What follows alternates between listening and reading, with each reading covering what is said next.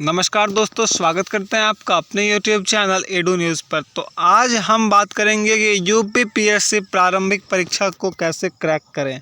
तो अगर आपको जानकारी अच्छी लगेगी तो चैनल को सब्सक्राइब करके बेल आइकन को प्रेस कर दीजिएगा, क्योंकि आपको आने वाले वीडियोस की नोटिफिकेशन सबसे पहले मिल सके।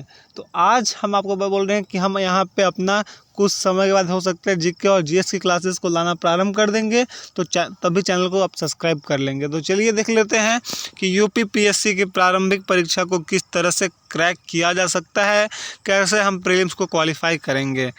तो उत्तर प्रदेश लोक सेवा आयोग यूपीपीएससी की प्रारंभिक परीक्षा में हर साल 4 लाख से अधिक उम्मीदवार शामिल होते हैं। प्रारंभिक परीक्षा में नेगेटिव मार्किंग लागू होने से मेरिट में गिरावट आएगी। एक स्मार्ट अध्ययन के साथ यूपीपीएससी प्रारंभिक परीक्षा में कोई भी अंक खोए बिना अच्छा स्कोर कर सकता है। यहाँ हम कुछ टिप्स दिए गए हैं जो आपको यूपीपीएससी प्रारंभिक परीक्षा को क्रैक करने में मदद करेंगे। तो देख लेते हैं पहले यूपीपीएससी का परीक्षा पैटर्न किस तरह से होता है। तो नए परीक्षा पैटर्न यूपीपीएससी सिविल सेवा प्रारंभिक परीक्षा जैसा दिखता है। यूपीपीएससी प्रारंभिक परीक्षा के 2 सामान्य अध्ययन के पेपर होते हैं। पेपर 1 में करंट अफेयर्स, इतिहास, भूगोल, अर्थव्यवस्था, भारतीय राजनीति, पर्यावरण और पारिस्थितिक अवधारणाएं और सामान्य विज्ञान जैसे विषय शामिल हैं। हालांकि पेपर 2 में क्वालिफाइंग है और क्वालिफाई करने के लिए 33% अंक आवश्यक है। दोनों पेपर 200 अंकों के होते हैं और अवधि 2 घंटे की होती है। चलिए आगे देख लेते हैं। यूपीपीएससी मुख्य परीक्षा में आते समय इसमें 200 अंक के 4 सामान्य अध्ययन के पेपर होते हैं और उम्मीदवारों को एक वैकल्पिक विषय चुनना होगा जिसमें 400 अंक हों। एक सामान्य हिंदी का पेपर होगा और प्रत्येक में 150 अंकों का निबंध पेपर होगा। अब सुनिश्चित करें कि आप कभी गलत ना हो, क्योंकि चूंकि यूपीपीएससी प्रारंभिक परीक्षा में नकारात्मक अंकन शुरू किया गया, इसलिए किसी को भी किसी भी कीमत पर अपनी सटीकता में कमी नहीं करनी चाहिए। किसी भी उम्मीदवार के लिए सभी तथ्यों और आंकड़ों को याद रखना बहुत मुश्किल होगा। सही उत्तर पाने का सबसे अच्छा तरीका उन्मूलन प्रक्रिया है।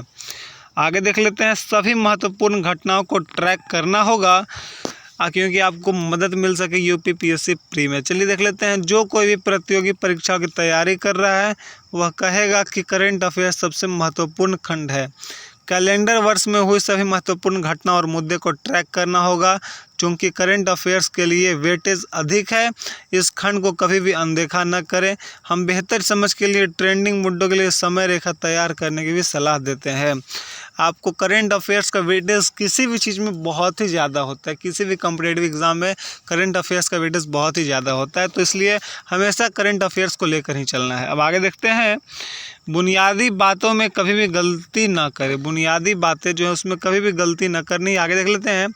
बुनियादी अवधारणाएं किसी भी प्रतियोगी परीक्षाओं में महत्वपूर्ण भूमिका निभाती है और यूपीपीएससी प्रारंभिक परीक्षा के लिए तो कोई अपवाद नहीं है।